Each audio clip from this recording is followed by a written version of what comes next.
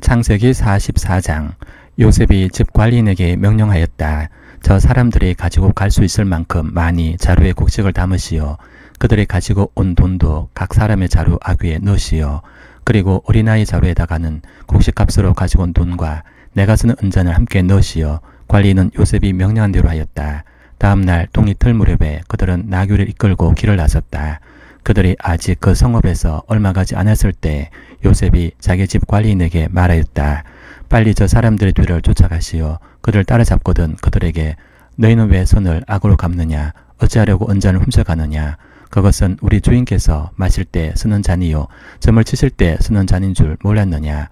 너희가 이런 일을 저지르다니 매우 고약하구나 라고 호통을 치시오. 관리인이 그들을 따라잡고서 요셉이 시킨 말을 그들에게 그대로 하면서 호통을 쳤다. 그러자 그들이 그에게 말하였다. 어찌하여 그런 말씀을 하십니까? 소인들 가운데는 그런 일을 저지를 사람이 하나도 없습니다. 지난번 자루 아귀에서 나온 돈을 되돌려 드리려고 가나안 땅에서 여기까지 가지고 오지 않았습니까? 그런데 어떻게 우리가 거대 상전댁에 있는 은이나 금을 훔친다는 말입니까? 소인들 가운데서 어느 누구에게서라도 그것이 나오면 그를 죽여도 좋습니다. 그리고 나머지 우리는 주인의 종이 되겠습니다. 그가 말하였다. 그렇다면 좋소. 당신들이 말한 대로 합시다. 그러나 누구에게서든지 그것이 나오면 그 사람만이 우리 주인의 종이 되고 당신들 나머지 사람들에게는 죄가 없어. 그들은 얼른 각자의 자루를 땅에 내려놓고서 풀었다. 관리인이 맏아들의 자루부터 시작하여 막내 아들의 자루까지 뒤지니 그 잔이 베냐민의 자루에서 나왔다.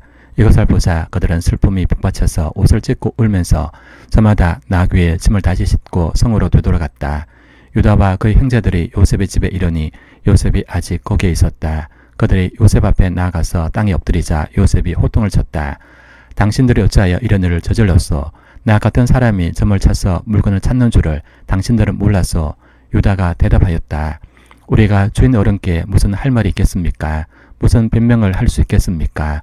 어찌 우리의 죄 없음을 밝힐 수 있겠습니까? 하나님이 소인들의 죄를 들춰내셨으니 우리와 이 잔을 가지고 간 아이가 모두 주인 어른의 종이 되겠습니다. 요셉이 말하였다.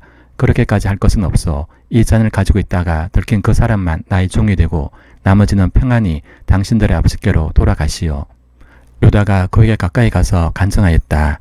이 종이 주인 어른께 감히 한 말씀 드리는 것을 용서하여 주시기 바랍니다. 어른께서는 바로와 꼭 같은 분이시니 이 종에게 너무 노여하지 마시기 바랍니다. 이전에 어른께서는 종들에게 아버지나 아우가 있느냐고 물으셨습니다. 그때 종들은 늙은 아버지가 있고 그가 늙음하게 얻은 아들 하나가 있는데 그 아이와 한 어머니에게서 난 그의 친형은 죽고 그 아이만 있기 때문에 아버지가 그 아이를 무척이나 사랑한다고 말씀드렸습니다. 그때 어른께서는 종들에게 말씀하시기를 어른께서 그 아이를 직접 만나보시겠다고 데리고 오라고 하셨습니다. 그래서 종들이 어른께 그 아이는 제 아버지를 떠날 수 없으며 그 아이가 아버지 곁을 떠나면 아버지가 돌아가실 것이라고 말씀드렸습니다. 그러나 어른께서는 이 종들에게 그 막내 아우를 데리고 오지 않으면 어른의 얼굴을 다시는 못 볼 것이라고 말씀하셨습니다. 그래서 종들은 어른의 종인 저희 아버지에게 가서 어른께서 하신 말씀을 다 전하였습니다. 얼마 뒤에 종들의 아버지가 종들에게 다시 가서 먹거리를 조금 사오라고 하셨습니다만 종들은 막내 아우를 우리와 함께 보내시면 가겠지만 그렇지 않으면 갈 수도 없고 그분 얼굴을 뵐 수도 없다고 말했습니다.